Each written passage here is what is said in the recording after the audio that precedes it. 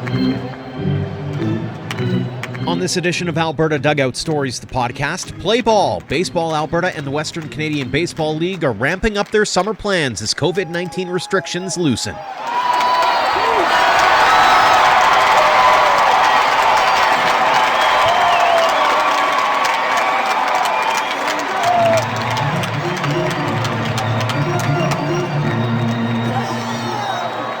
Welcome to episode 134 of Alberta Dugout Stories, the podcast. I'm Joe McFarland. It feels like it's been a long time since we've been able to look forward to actual baseball on Alberta's diamonds.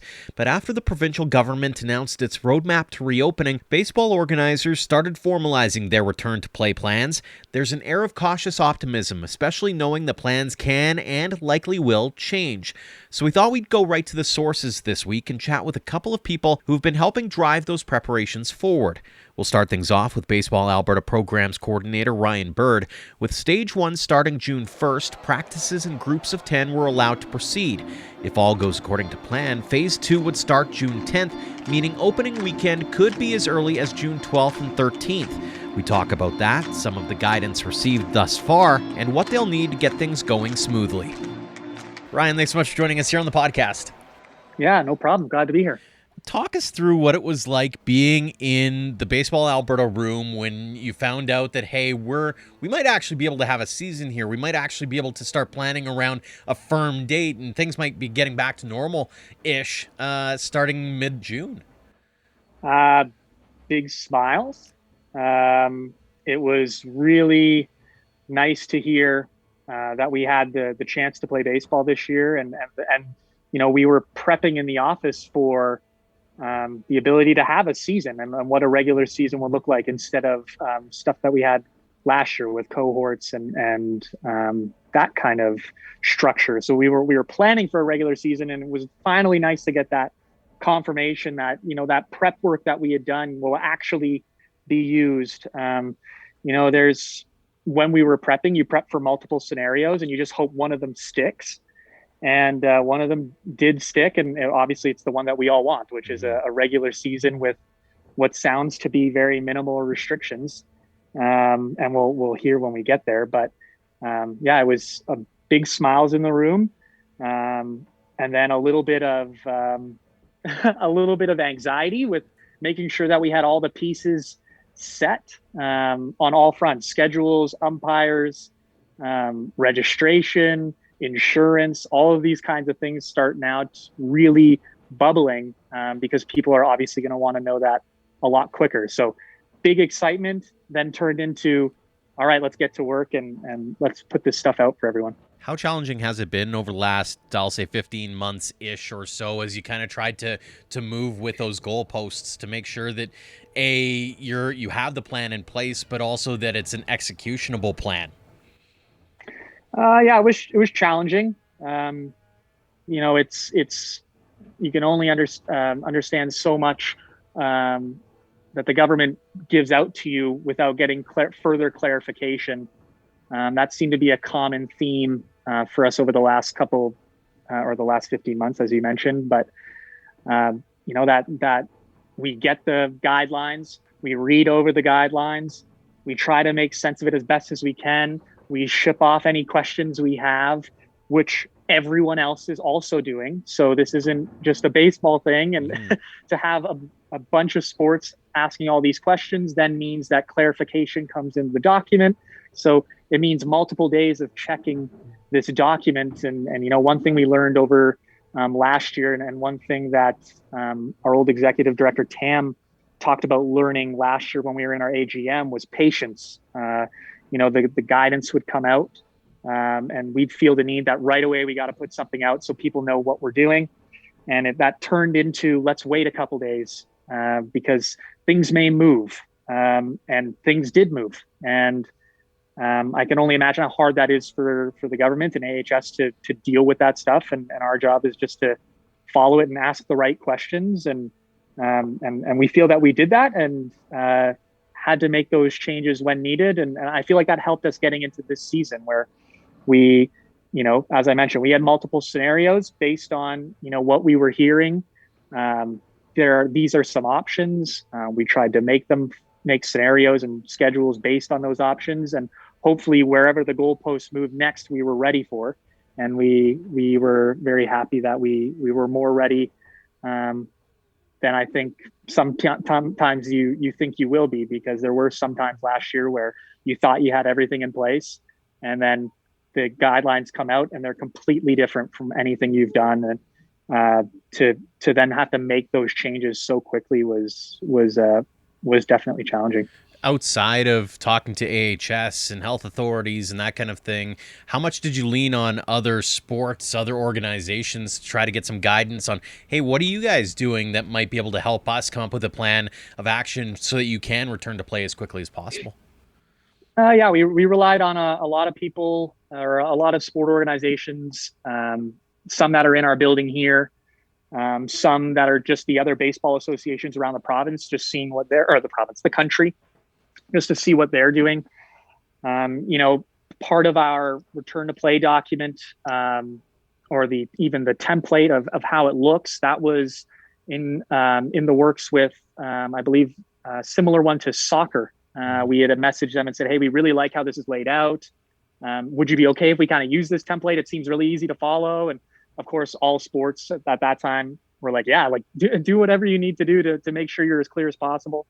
I've personally talked to softball earlier this year, just to gauge, hey, what are you guys thinking? How are you guys planning to do things? And, we talked to quite a bit of people. And then on top of that, last year, we definitely had a lot of communication with all sports over Zoom. There used to be a weekly or biweekly kind of call where we'd have a TAM usually step in and represent us and kind of ask the questions she needs to ask, and get some answers from, anyone from athletics to basketball Alberta, and just trying to see what they're also putting in. And that was a huge help.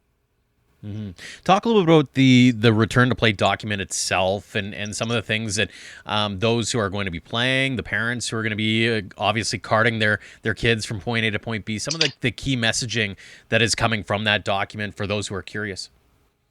Yeah, so right now, obviously, because we're in stage one, it's a lot of what we've had before. So if you go on, you'll see that groups of 10, and you'll see the distancing that's required, and you'll also see what you need to fill out to make sure you're covered when you're on the field for stage one, whether that's a waiver or whether that's just making sure your kids are signing the contact tracing that we have for when you're going. When we get into stage two, we'll see how the government wants to relay their new information to us before we put anything concrete out. Right now, if you go onto the AHS website, it says looking to reopen as of June 10th, and it says no restriction on sport. And that sometimes, right off the hop sounds like nothing's going to happen. There will be no restrictions.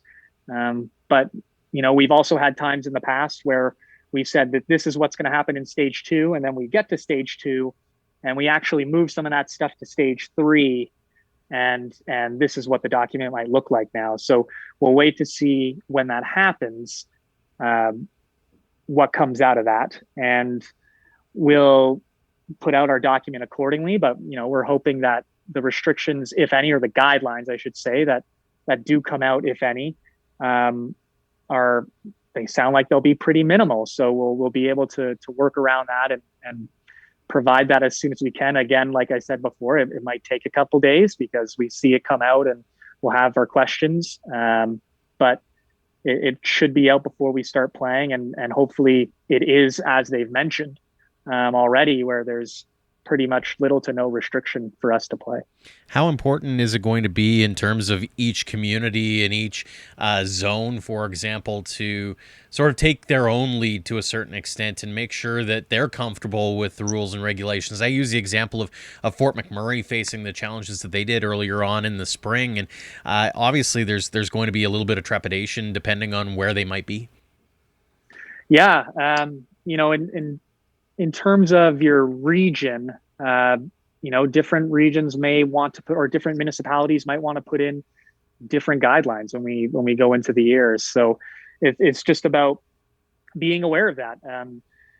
Baseball Alberta can't go to every single municipality meeting and every single document that the municipality puts out to outline each specific region of what they're doing. So that's where the association really comes in. And, if you're in Oyen, and you'll know more of what's going on in Oyen than we probably will if there's something specific there. Good example of that would be last year when they opened up diamonds. Some diamonds didn't open up right away, and we wouldn't know that, but the associations would, and because they would be talking to their municipalities. So these are some things. I don't know if diamonds will be the same kind of problem, but something as simple as masks. Maybe your municipality has a higher case rate at a specific time in the summer, and they want to make sure that while you're playing baseball, maybe it's if you're on the field no mask, but you're in the dugout, then you need to wear masks. Kind of like what we see in the MLB right now. Maybe they want to put something in like that, and just being aware of the changes that are going on in your municipality are going to be crucial. Specifically because we'll have the general document, we'll have some guidelines for stage 2 that we would recommend, but there might be some different regulations put in place from your own municipality that would probably come more into place than we would. And another good example of that would be masks. We might say masks recommended just to make people comfortable, but maybe they say masks are mandatory. And those are things that we need to watch out for. And if that does come up, hopefully we learn about it quickly and can make that communication to any groups traveling in that area.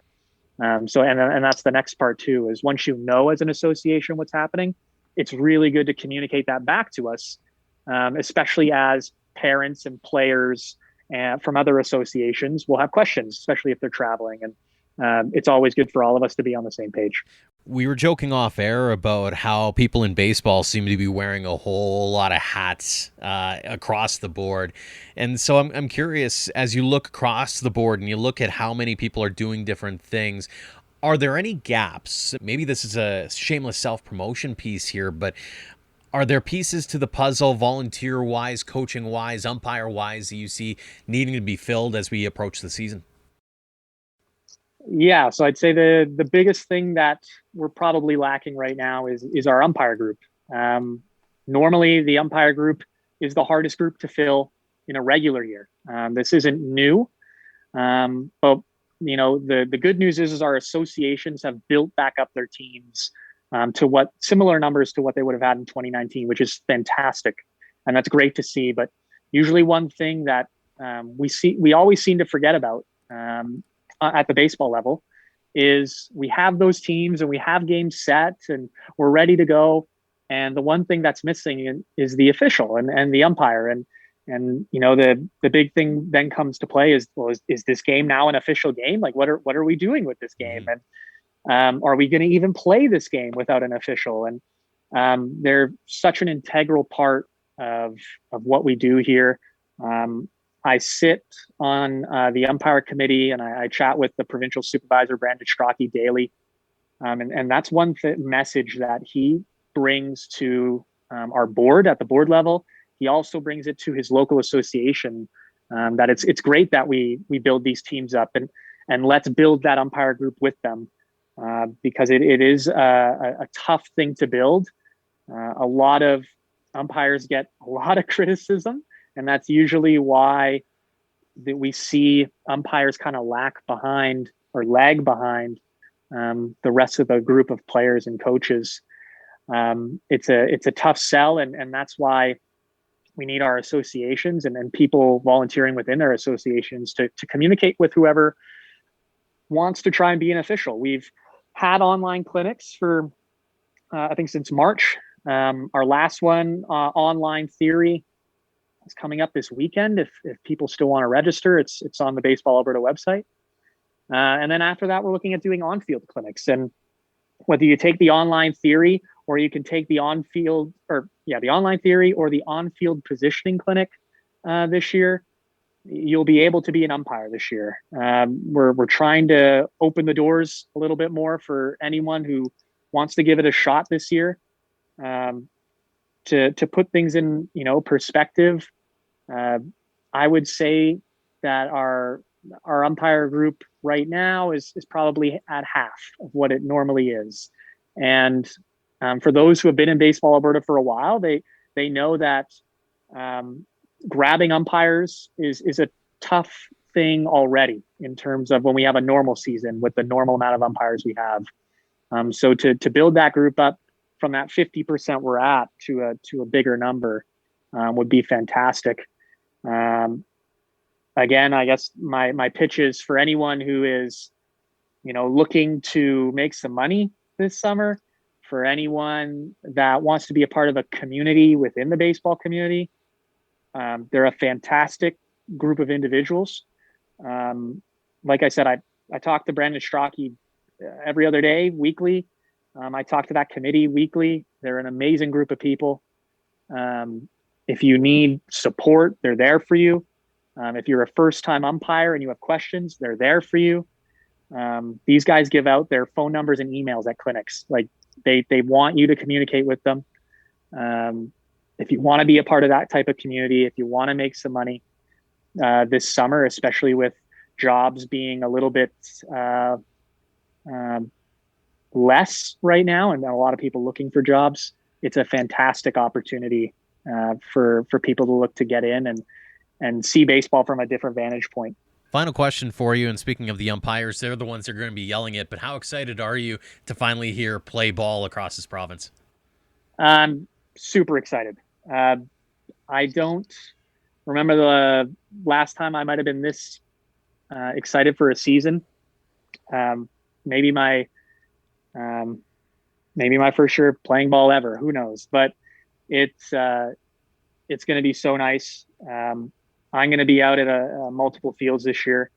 I'm going to try and communicate with some teams if I can, but also get some photos of kids enjoying themselves and playing baseball. I know Sheen in the office is always out at the Diamonds pretty much daily once the season gets going. Mm-hmm. He's going to love doing that. I know that's a big part of his job that he misses. It's going to be huge. And we can't wait to get back. We can't wait to see, kids smiling and enjoying themselves and being outside. That's a whole other thing, just being outside and playing sports.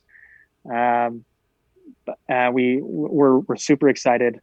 To everyone who's getting ready for the season, wish you good luck. Hopefully you have a provincial championship medal in your house at the end of the year. And we can't wait to see how the season turns out this year. Really appreciate all of your efforts, all the efforts of everybody behind the scenes of Baseball Alberta. Ryan, really appreciate the time. Thanks for joining us. Yeah, thank you again. Next up is Western Canadian Baseball League President Kevin Kavami. Just like with Baseball Alberta, there are a lot of moving parts with getting back on the field. The added factor with the WCBL is fans. How many will be able to show up, what amenities will and will not be made available, and what kinds of things they'll need to be ready for. But we also talked about the makeup of this all-Canadian season with 5 teams suiting up and what the players will need to keep in mind. Kevin, thanks so much for joining us here on the podcast. Thanks, Joe. Glad to be here. Looks as though we're going to get ourselves a WCBL season after all. Lots to dive into with it, but let's start off with this question. What's it been like over the last little while, having to roll with all the punches and trying to make this all become a reality? Well, I guess the old cliche, patience is a virtue, is the exact analogy that I'll use for the last number of months. We've had to do some planning, but we've had to be very patient and not overreact to what is going on around us that we have no control over. So we did what we could to make sure that the teams that felt they could pull something off could.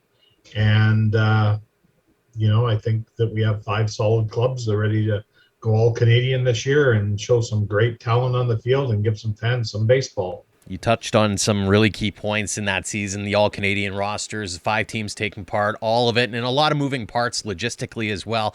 What's been the hardest part of trying to organize something like this while things are kind of rolling along from a guidance and health perspective?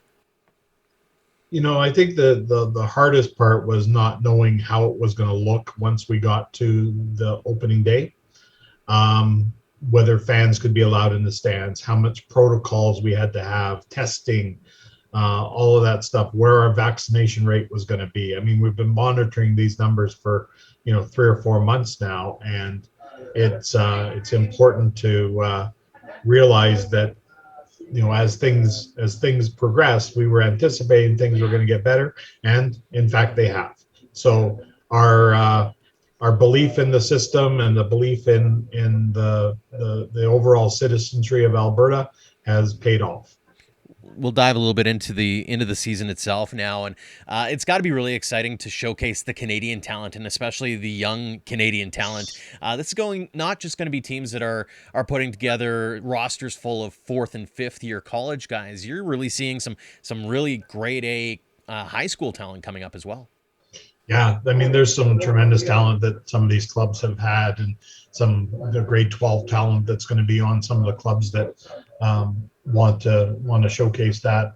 I think it's going to be an exciting brand of baseball. I don't think it's going to take a big hit in talent wise, and we're going to showcase Canadians this summer on the 5 clubs. So it's going to be I don't think there's going to be a lot of competitive disadvantage for the 5 teams. I think it's going to be exciting to see the Canadians have to step up, and some of the teams have had a lot of Canadians on their rosters before, so I think that bodes well for the summer for the teams that are playing. Some interesting dynamics with the 5 teams. You have the stalwarts, the Lethbridge Bulls, obviously taking part. You have the Edmonton Prospects, although they're going to be on the road while being at home at the same time. You have the expansion Sylvan Lake Gulls, and you have a couple of teams from Okotoks. How will each of these teams, and maybe even yourself, be gauging success on a season like this, where it's not quite the full season, but it's also a bit of an opportunity to showcase the brand? Yeah, the 5 clubs have great structures to their organization, which really allows them to participate this year. We were quite disappointed to see that the Saskatchewan clubs couldn't participate. There was just a lot of them rely on off-season fundraising, which has been decimated by this pandemic. And the last thing you want to do is put them in a situation where they're not able to come back in a normal 2022 season and participate beyond, and they bankrupt themselves by a unique season this year. And then unique situations also in Medicine Hat with them being displaced from their ballpark again, and just the uncertainty of everything. I think Greg's going to take the year to get his park in tip-top shape for 2022 and be back bigger, stronger than ever in that year. And then Fort McMurray, logistically, Edmonton playing on the road, their closest is Sylvan Lake, and just logistically and costs were going to be a factor there.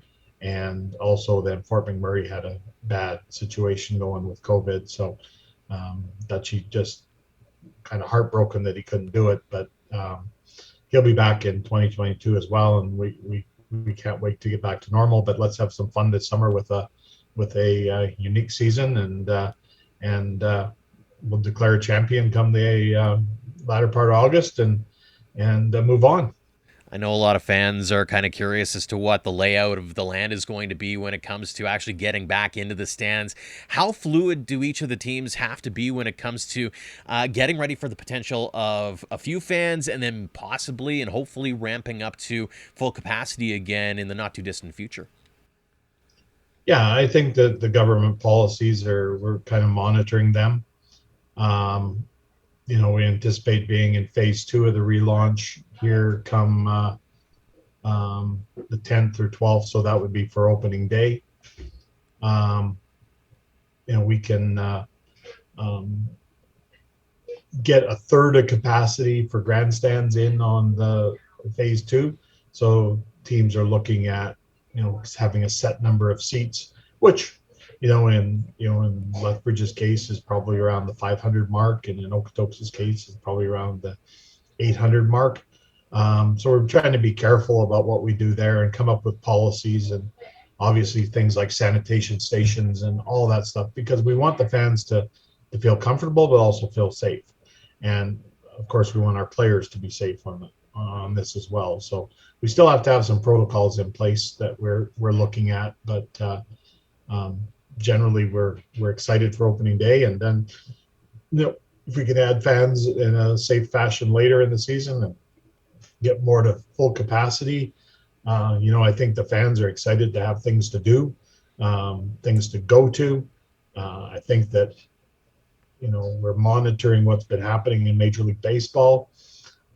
Certainly we don't have crowds that are approaching what the teams in Houston and Texas have, and now other teams are getting closer to full capacity, and those are tens of thousands of people, not just a couple thousand or so. So I think it's boding well, and the metrics of the pandemic are also trending well. So I think we're on the back end of this, and we just got to make the right decisions to get us back on the field and get the fans back in the stands so that everybody feels comfortable and safe. And talk a little bit about those ongoing conversations that you've been having with health authorities, maybe with other organizations, that kind of thing, to help sort of guide what you are doing, guide what will be done going forward, because obviously you need to make sure that everything's being adhered to, because the last thing you want to do is have some sort of stumble down the line. Yeah, there's ongoing considerations and that. I think that, if you look at the matrix, I mean, we're going to be, as a league, promoting that the last thing we need is people that are feeling ill to come to the ballpark. I mean, if we could get over that hurdle, not just during the pandemic, but beyond that, we would eliminate a lot of disease in the country if people would just stay away if they're not feeling well. So that's number one. We got to promote that thing. Number two is the hygiene part of it, personal hygiene and sanitation at the ballparks, and we're taking a focus in on that. Your third area of concern is obviously masking. If you're not within 6 feet of people that are outside your bubble, you're fine, especially outdoors. I mean, outdoor sports and that activities have proven to be very safe. But where you run into problems is getting to the ballpark in a vehicle with multiple people, or congesting people at the ballpark without masks when you don't know who you're congesting with. So we want to find a way to limit that type of contact. That goes to things like lineups at the gate, lineups at your concessions. So I know that in some cases we're looking at online ordering. We're looking at online ticketing being almost mandatory. Obviously, we'll have situations for those people that don't deal online that we can find solutions for them as well. But yeah, just some new challenges, I guess, that we have to overcome to make it as safe as possible for people to be at the ballpark. And then, when they are at the ballpark, stay in their little group as much as possible and stay apart from other groups. And, if we do those things, we're going to keep everybody safe, whether there's 500 people in here or 5,000 people in at Okotoks. And obviously the other aspect of this too happens to be the athletes who are going to be taking part in this as well. What kind of guidance are you giving to those teams to impress upon those players who are going to be either billeted or staying with their parents or that kind of thing, to make sure that they are remaining safe if they're out and about, going to the mall or whatever the case may be outside of baseball? Yeah, we're obviously asking them to first of all, we're recommending vaccination. It's not mandatory, but if they aren't vaccinated, then there may be additional measures that they have to take to stay safe, because they're more likely to be able to catch the virus if they're not vaccinated. But I don't think that it's in our position to mandate it. Mm-hmm. Same with fans. I mean, mandating that it's not our role, but we can say that you have to prove you're vaccinated to come to a game. I mean, the Indianapolis 500 managed to do it on Sunday. I said that's quite the challenge. They had 125,000 people at the Speedway, and everybody had to prove that they had a vaccination. So I thought that was an amazing stat that I read about. So just things like that, you know. I mean, if our players are vaccinated, then the likelihood of them being safe are really good, and we feel very comfortable with that and allowing them to basically do what they do. If they're not, then we have to be a little bit more careful. How challenging has it been from a personal perspective in having to kind of keep all the balls up, because you're not only dealing with WCBL, but obviously you have your connections with CCBC, you have your connections with Little League as well. I mean, there's so many different aspects to this, and is it tough to keep it straight, or has it been pretty much one rule for all in a sense? Yeah, I mean, you know, like I said at the beginning, you know, whether it's hurry up and wait or patience is a virtue, I mean, those are the type that you had to apply that to everybody. Like it was my belief from day one this year that, and I'm a little off on my timing because I really thought we would have a start in May, but it just wasn't feasible with that third wave that happened. It just became, oh my God, we didn't need that, but it happened. But it was my belief that the numbers were going to trend in this way, and you know, you look at other similar countries, and if you actually do the research, you can see that what's going to happen. And you know, I laugh at people that kind of question the logic to some of this stuff when the proof is right in front of you. If you actually do the research as to what happens when your vaccination rate goes up and you have more and more people protected, and it stops the virus from transmitting, and it tracks. So, you know, I think that until we got to that level, we had to be really, really careful. And now we just have to be smart about how we move forward. So it applied to all the groups. So it was like, we are going to have a season. We're going to have a season has been the messaging from day one. What it looks like once we get to the levels we need to get to, we'll make those decisions when that time comes and be ready to roll. So we've been encouraging everybody to stay ready, encourage everybody not to get frustrated with restrictions and things like that, and be ready to roll once the green light's given. And you know, now yesterday, or I guess it was yesterday, that phase one fully started, and so the teams are back on the field practicing and getting ready.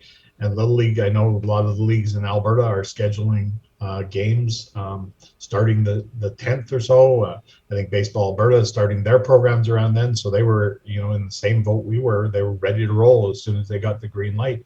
So to the leaders of all the programs, that's been an awesome synergy that they've created to make sure that the kids get back on the field this summer from one end of the province to the other and playing baseball. Final question for you here, Kevin. How excited are you for that day when you can finally hear for the first time in what feels like forever, play ball? Yeah, I think it's going to be awesome. You know, the local games happened last summer. We kept it all safe. Now everybody's going to be back on the field in short order here. So it's going to be really exciting for everybody, and I'm especially thrilled for the players because, you know, they've taken a big hit and that through the whole pandemic situation. So it's going to be awesome, and you know, I think the games are going to be awesome, and I think the fans having something to do and something to do safely in these communities is going to be, you know, invigorating to the communities as well. So we just can't wait to get on the field and show the talent off. Real quick, 15 days, 16 days until that opening day. It's going to be a sprint, but we're really looking forward to it. Kevin, really appreciate the update. Thanks for joining us. Thanks, Joe. Thanks again to both Ryan Bird and Kevin Kavami for joining us to provide updates on what's to come with Baseball Alberta and the WCBL. And thanks to all of you for downloading and listening. We're not only looking forward to seeing people back on the field, but hopefully Mother Nature provides us with some nice weather to go along with those sweet sounds of baseball. Until next time, thanks for all of your support, no matter the platform of Alberta Dugout Stories.